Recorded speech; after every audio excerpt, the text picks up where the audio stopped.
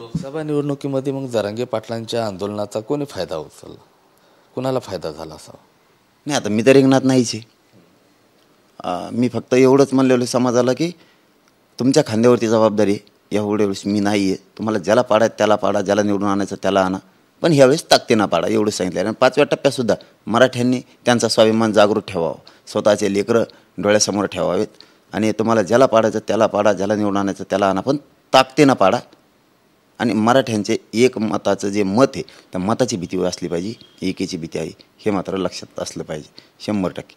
ज्या पद्धतीनं मनोज जरांगेंनी सांगितलेले आव्हान दिलेले, मराठवाड्यातल्या मुंडेंना आव्हान केलेलं आहे, तुमच्या बाबतीत तुमचा तर मतदारसंघ होता जालना, काय वाटते, काय जरांगेचा इफेक्ट किती जाणवतो? असे जरांगे आंदोलन करते. त्यांनी सुरुवातीला सांगितलं की लोकसभेच्या निवडणुकीमध्ये आम्ही हस्तक्षेप करणार नाही, विधानसभेला मात्र आम्ही निवडणुकीमध्ये उतरू, आमची ताकद दाखवून देऊ. तर मला असं वाटतं की या निवडणुकीमध्ये जरांगेनं काही कोणाला आणा आणि कोणाला पाडा अशा प्रकारचा रोल नाही केला.